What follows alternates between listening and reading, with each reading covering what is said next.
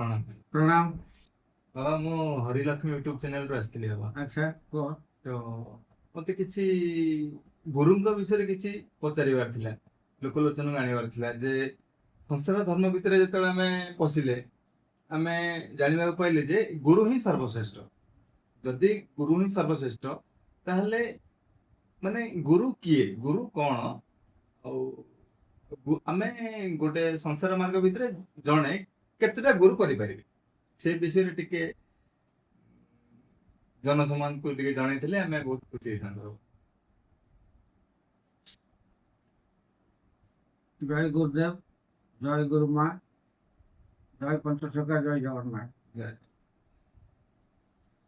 नहीं तुम जो कथा पचार प्रश्नर उत्तर तो उद्धव दे भागवत रे मन तोहर निज गुरु उद्धव केते तू पचार किंतु संसार रे रहिया को हेले हमें 5 प्रकार गुरु करवा आवश्यक ना करूचे कौन ना माता गुरु, पिता गुरु, विद्या गुरु, कर्ण गुरु, तापर आत्म साक्षात्कार गुरु, जी सदगुरु जी पवन सूत्र नहीं बतई पारे सी हूँ तुम आत्म साक्षात्कार गुरु सी गुरु को गले ना सी हूँ पिंडर मुख्य धर्म तो 5 गुरु निहाती करने आवश्यक अच्छी माता गुरु, पिता गुरु, विद्या गुरु, कर्ण गुरु पर आत्म साक्षात्कार गुरु गुरु नाम अर्थ कौन, माने गुरु कौन? गुरु होती बरियान गुरु गुणर अतीत रूर रूप वर्णित ताकू भीम भाई लिखिले रूपरेख नाही शून्य दे अच्छी उदय हो गुरु को विविध कथार बुझा जाऊँगी किंतु गुरु होती अजनी समुदाय जी प्रकृत सदगुरु सी होती अजनी समुदाय जोनि जन्मा नुहति गुरु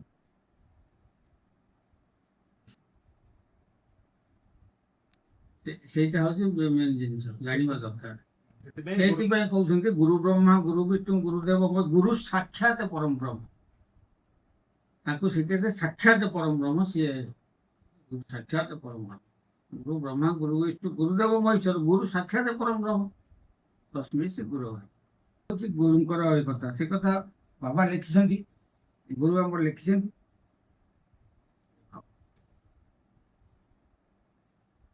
प्रथम माँ से बापा को चिन्हले बापा द्वितीय गुरु से विद्यालय को छाड़े विद्या से शिक्षा देले से तृतीय गुरु चतुर्थ गुरु विवाह व्रत कर्ण मंत्र दिए देले से होती कर्ण गुरु सीना पवित्र करती किंतु शरीर पवित्र करि पारंती नाही कर्ण पवित्र करि परिबे शरीर पवित्र करि परिबे नाही ये पंचम तत्व गुरु जी हाथ मारी चिन्ह दियंती तत्व चिन्हले टूटे भाती भवसागर तरी जानती तत्व तत्व गुरु करी तत्व न चिन्हलु नहीं पेत कर्म निश्चय हेब संसार संसारी पेत कर्म करबे हम जदि तत्व गुरु न कल पंचम गुरु माने तत्व गुरु जदि सदगुरु जदि न करो पेत कर्म तुम हम तो प्राय समस्त से कर्म हाँ से कर्म तो संसार तो चलती से कौन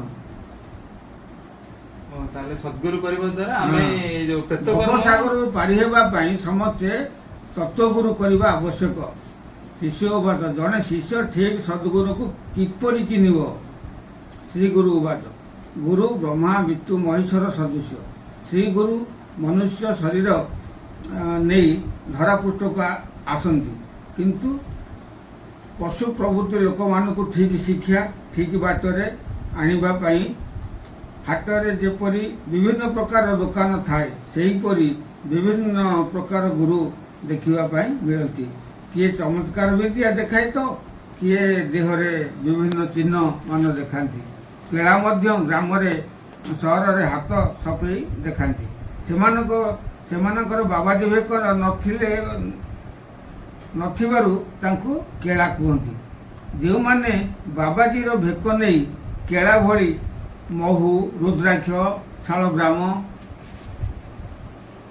ବେଲପତ୍ର ତୁଳସୀ ପତ୍ର ଲହୁଣୀ ମହାପ୍ରସାଦ ବିଭୂତି ବିଭିନ୍ନ ପ୍ରକାର ମୂର୍ତ୍ତି ବିଭିନ୍ନ ପ୍ରକାର ଧାତୁ ଆଦି ଚମକ ବିଦ୍ୟା ଲୋକମାନଙ୍କୁ ଦେଖାଇ ଲୋକଙ୍କର ପ୍ରିୟ ହୁଅନ୍ତି ଏବଂ ଆଉ କେତେକ ସାଧୁ ଭେକବାନ ନେଇ ଝିଅ ପୁଅମାନଙ୍କୁ ନେଇ ବାହାରେ ବିକ୍ରି କରି ପ୍ରଚୁର ଅର୍ଥ ଉପାର୍ଜନ କରନ୍ତି। ମାଦକ ଦ୍ରବ୍ୟ ବିକ୍ରୟ କରନ୍ତି। ସେମାନେ ଏକ ପ୍ରକାର ସାଧୁ।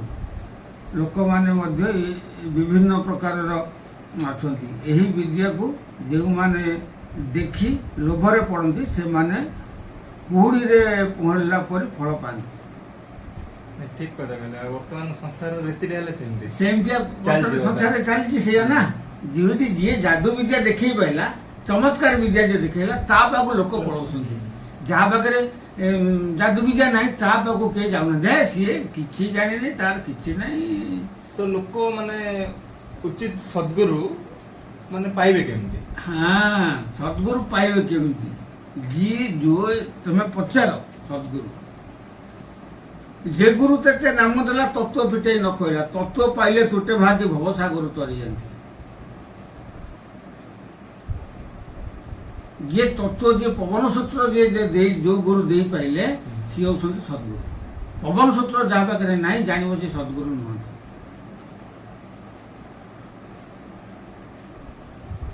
ପବନ ସୂତ୍ର ଯିଏ ପବନକୁ ଯିଏ ବାନ୍ଧି ପାରିବ, ଯୋଉ ସୂତ୍ରରେ ଯୋଉ ଗୁରୁ ଶିକ୍ଷା ଦେବେ ପବନ ତାକୁ ବାନ୍ଧି ପାରିବ। ଯେ ପବନକୁ ବାନ୍ଧିଲା ସେ ସଦ୍ଗୁରୁ। ସଦ୍ଗୁରୁ ତମକୁ ବାଟ ବତେଇ ଦେବେ। ପ୍ରକୃତ ବାଟ ହଉଛି ଏଇଟା ବାପା, ତୁ ଏଇ ବାବଦରେ ଯା, ଏଇ ଜିନିଷ ତୁ ନିଜେ ଜାଣିପାରିବୁ। ସେ ଅନୁଭବ କରିବ ସବୁ ଜିନିଷ। ତମେ ସାକ୍ଷାତ ପରମ ବ୍ରହ୍ମକୁ ଦର୍ଶନ କରିବ। ଆଉ ଗୁରୁ ସାକ୍ଷାତ ପରମ ବ୍ରହ୍ମ ହବ। ତେଣୁକରି ସିଏ ହଉଛନ୍ତି। ଆଉ ଇଏ ବିଭିନ୍ନ ପ୍ରକାର କହିବା ବୋଲିବାରେ ନାହିଁ, କର୍ମ କରିଲେ ତାକୁ ପାଇ। ସେଥିପାଇଁ ସେ କହିଲେ ନିଗମ ମୋର ଭଜନ ଭୟ ଭାଜିଲେ ଯୋଗୀଜନ। ପୂର୍ବ ଅର୍ଜିତ ସତକର୍ମ ତେବେ ସେ ପାଇଁ ମୋ ଦର୍ଶନ। ଆସକ୍ତ ନଥାଇ କାହିଁକି ମୁଁ ଶକ୍ତିମାନ ସବୁଠାରେ। ସୃଷ୍ଟିଟି ମୋର ବିହାନ ମତ ବଡ଼ ନାହିଁ ଆନ। ସ୍ୱୟଂ ଗୁରୁ ଯିଏ, ଗୁରୁ ହନ୍ତି ମହାଶକ୍ତି। ଏଇ ବ୍ରହ୍ମା ବିଷ୍ଣୁ ଶିବ ତାଙ୍କଠୁ ସୃଷ୍ଟି। 33 କୋଟି ଦେବାଦେବୀ ତାଙ୍କଠୁ ସୃଷ୍ଟି। ଧରାପୃଷ୍ଠକୁ ଆସିଥିଲେ ଭଗବାନ ମଧ୍ୟ ଗୁରୁ କରିଥିଲେ ନା। ହଁ, ସମସ୍ତେ। ଶ୍ରୀକୃଷ୍ଣ ତ ସ୍ୱୟଂ ଅବତାରୀ ପୁରୁଷ। ସେ ପୁଣି କେମିତି ଶନି ବନିକି ଗୁରୁ କଲେ? ରାମଚନ୍ଦ୍ର ଆସିଲେ ସ୍ୱୟଂ ଅବତାରୀ ପୁରୁଷ। ସେ ପୁଣି କେମିତି ବଶିଷ୍ଠଙ୍କୁ ଗୁରୁ କଲେ? ସେମିତି କିନ୍ତୁ ଗୁରୁ ଜାଣିଛନ୍ତି। ଗୁରୁ ସେଥିପାଇଁ କହିଲି ଗୁରୁ ଯୋନି ଜନ୍ମ ନୁହନ୍ତି। ହଁ, ଏଇଟାକୁ ଜାଣ ଆଗ। ହଁ, ସିଏ ହଉଛନ୍ତି ଅଜାତ ପକ୍ଷୀ ଘୋର ବନେ ମାତା ଲୋଡ଼େଇ ଅନୁକ୍ଷଣେ ପୂର୍ବେ ତାର ମାତା ନାହିଁ ଲୋଡ଼ିଲେ ପାଇବ ସେ କାଇ। ଅରୂପ ବ୍ରହ୍ମ ସେ ରୂପ ନ ଦିଶାଇ ନାହିଁ ଯାର ହାଇ ଛାଇ ଜନ୍ମ କାଳରୁ ଇଚ୍ଛାରେ ବଢ଼ିଛି ଆଧାର ପାଣି ନ ଖାଇ। ମାତା ପିତା ନାହିଁ ଅଜନୀ ସମୁତା ନାହିଁ ରଜ ବୀଜ ଗନ୍ଧ କେ ଗଢ଼ି ନାହିଁ ଆପେ ଗଢ଼ା ହେଉଛି ଅରୂପ ଅନାଦି କନ୍ଧ। 56 କୋଟି ଜୀବଜନ୍ତୁ ଗଢ଼ିଲା ସମସ୍ତ ଶରୀର ଗଢ଼ା। ଆପକୁ ଆପେ ସେ ଗଢ଼ା ହଉ ନାହିଁ ନିଜ ଶରୀର ଗଢ଼ା। ଅନାମିକା ବ୍ରହ୍ମ ନାମ ନାହିଁ ତାର ନବସ୍ୟ ଅକ୍ଷର ପଦ। 4 ଯୁଗ ମଧ୍ୟ ଯାହାର ବହିମା ବନେ ନ ପାରିଲା ବେଦ। ନିଷ୍କାମ ପୁରୁଷ କାମ ନ ଲଗେଇ ନାହିଁ ଇନ୍ଦ୍ରିୟଣ୍ଡ ଯୋନି। ଅତି ଆରସରେ ରାସ ଲାଗିଛି ନାହିଁ ଦିବସ ରଜନୀ। ହଁ, ଗୁରୁ ଏଇ ଛୋଟିଆ ଜିନିଷ ନାହିଁ ରେ ବାପା। ଗୁରୁ ମହାଶକ୍ତି। ମହାଶକ୍ତି, ଶକ୍ତି ଶକ୍ତି ମହାଶକ୍ତି। ଆଉ ଇଏ ଏମିତି ଖାଲି କହିଦେଲେ ଗୁରୁ ଗୁରୁ ଇଏ ନୁହଁ। ଗୁରୁ ଆହୁରି କେତେ କଥା ଅଛି, କଣ କହିବି ଗୁରୁଙ୍କ ବାବଦରେ। ଗୁରୁ ତାଙ୍କର 7 ଜନ୍ମ ଶିଷ୍ୟକୁ କହିବେ। ତାଙ୍କର 7 ଜନ୍ମ ଜାଗା ନେଇକି ଦେଖେଇଦେବେ। ମୋ ଗୁରୁ ଦେଖେଇଛନ୍ତି 7 ଜନ୍ମ। ଶିଷ୍ୟର 3 ଜନ୍ମଠୁ 5 ଜନ୍ମ ପର୍ଯ୍ୟନ୍ତ କହିବେ। ତୁ ଏଇ ଜାଗାରେ ଏଇ ଘରେ ଜନ୍ମ ହେଇଥିଲୁ, ଯା ବୁଝିକି ଆ। ତୋ ବାପା ନାଇଆ ଥିଲା, ତୋ ମା ଥିଲା, ଏଇ ବଂଶରେ ତୁ ଜନ୍ମ ହେଇଥିଲୁ। କୋଉ ଗୁରୁ ଏତିକି କହିଦବ ଚାଲ ତ ଏବେ ମୁଁ ଯିବି। ସେଥିପାଇଁ ତ ଗୁରୁ ହେଲେ ଗୁରୁ ହଉଛନ୍ତି ମହାଶକ୍ତି। ତାଙ୍କର 7 ଜନ୍ମ କୋଉ କୋଉ ଜାଗାରେ ଜନ୍ମ ହେଇଥିବେ ସେ କହିଦେବେ। ମୁଁ ଅମକ ଜାଗାରେ ସମକ ଘରେ ଜନ୍ମ ହେଇଥିଲେ ଯାହାରେ ବୁଝିକି ଆସିବୁ। କୋଉଠି କଣ୍ଡରା ଘରେ, କୋଉଠି ପାଣ ଘରେ, କୋଉଠି ବ୍ରାହ୍ମଣ ଘରେ, କୋଉଠି କ୍ଷତ୍ରିୟ ଘରେ, କୋଉଠି କୋଉଠି କଣ ଜନ୍ମ ହେଇଥିଲେ, କେତେ ନମ୍ବର ସନ୍ତାନ ହେଇକିରି ତାଙ୍କ ନାଁ ସବୁ କଣ ଥିଲା ସେ ଡିଟେଲ କହିବେ। ଶିଷ୍ୟଙ୍କର 3 ଜନ୍ମଠୁ 5 ଜନ୍ମ ପର୍ଯ୍ୟନ୍ତ କହିବେ। କୋଉ ଶିଷ୍ୟର 3 ଜନ୍ମ କହିବେ, କୋଉ ଶିଷ୍ୟର 5 ଜନ୍ମ କହିବେ। କାହିଁକିନା ଗୁରୁ ଆସୁଛନ୍ତି, ଶିଷ୍ୟକୁ ସାଙ୍ଗରେ ଧରିକି ଆସୁଛନ୍ତି। ଗୁରୁ ଶିଷ୍ୟ ଭିନ୍ନ ଭିନ୍ନ, ମୁହଁରେ ନନ୍ଦନ, ଗୁରୁ ଯେଇ ଶିଷ୍ୟ ସେଇ ସ୍ୱୟଂ ଭଗବାନ। ଗୁରୁ ମିଳିବା ସଂସାରରେ ବିରଳ। ହଁ, ଗୁରୁ ଏତେ ସାଧାରଣ ଜିନିଷ ନୁହଁ, ସମସ୍ତେ ସାଧାରଣ ଭାବୁଛନ୍ତି। ଗୁରୁ ଗୋବିନ୍ଦ ଯଦି ଏକାଠି ଆସନ୍ତି କାହାକୁ ତମେ ମୁଣ୍ଡିଆ ମାରିବ? ଗୁରୁଙ୍କୁ ମୁଣ୍ଡିଆ ମାରିବ, ଗୋବିନ୍ଦକୁ ନୁହଁ। ଗୁରୁ ଗୋବିନ୍ଦକୁ ଚିହ୍ନେଇଛନ୍ତି, ଗୋବିନ୍ଦ ଗୁରୁଙ୍କୁ ଚିହ୍ନେଇ ନାହାନ୍ତି। ମନେ ରଖ, ଗୁରୁ ଏତେ ସାଧାରଣ ନୁହଁ। ଗୁଣରୁ ଅତୀତ, ରୁହରୁ ରୂପ ବର୍ଜିତ। ତାକୁ ଭୀମ ବହି ଲେଖିଦେଲେ ତମକୁ ଟିକେ ଆଗରୁ କହୁଥିଲି। ରୂପରେଖ ନାହିଁ ଏ ଶୂନ୍ୟ ଦେଇ ଅଛି ଉଦୟ ହୋଇ, ତାକୁ ସେ ବାଉରୀବନ୍ଧ ଦାସ ଲେଖିଲେ। ଯେଦିନୁ ଗୁରୁ ଚରଣ ଚିର ବନ୍ଦା ଦେଲୁ, ତୋହରି ଜାଣ ମନୁଆ ଭାଇ, ସୁତ ବିତ ଦାରା ଧନ ମନୁଆ ଭାଇ। ସେଦିନୁ କଥା ସରିଛି, ତୋହ କହିବାକୁ ନାହିଁଟି କିଛି ମନୁଆ ଭାଇ।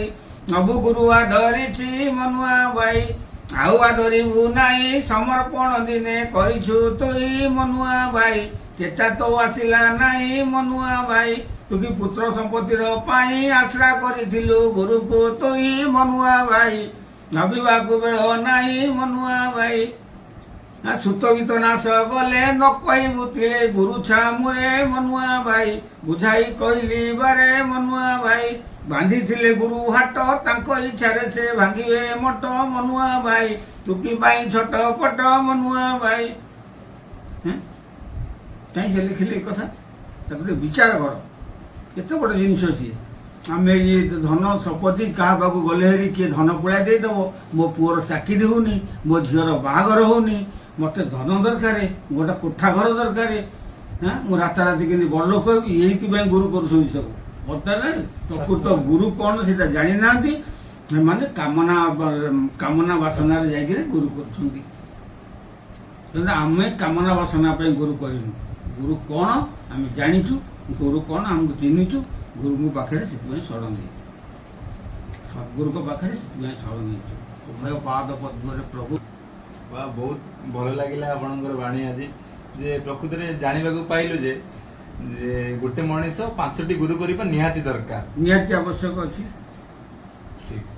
ଆଉ ଗୁରୁ କରିବା ଦ୍ୱାରା ପିଣ୍ଡରୁ ମୁକ୍ତି ହେବ ଏବଂ ଆମର ଯୋଉ ପ୍ରେତକର୍ମ ହବନି। ଯଦି ପ୍ରକୃତ ସଦ୍ଗୁରୁ ଯଦି କରିଥିବା ଆମେ, ତାହେଲେ ଆମର ପ୍ରେତକର୍ମ ହବନି, ହବ ନାହିଁ, ପ୍ରେତକର୍ମ ହବ ନାହିଁ। ସେଇଟା ହିଁ ସବୁଠୁ ଶକ୍ତିଶାଳୀ ଲାଗିଲା। ମତେ ମଧ୍ୟ ବହୁତ ଭଲ ଲାଗିଲା ଯେ ଆଜି ଆପଣଙ୍କର ବାକ୍ୟ ଶୁଣି, ଯେ କାରଣ ଦୁନିଆରେ ସମସ୍ତଙ୍କର ପ୍ରେତକର୍ମ ହିଁ ହୁଏ, ଯେ ମଲା ମାନେ ତ ପୋଡ଼ା ହୁଏ ଏକା। କିନ୍ତୁ ଆପଣ କହିଲେ ଯେ ବହୁତ ସୁନ୍ଦର କଥାଟି କହିଲେ। ଯାହା ହଉ ଆପଣଙ୍କୁ ବହୁତ ବହୁତ ଧନ୍ୟବାଦ। ଜୟ ଗୁରୁଦେବ।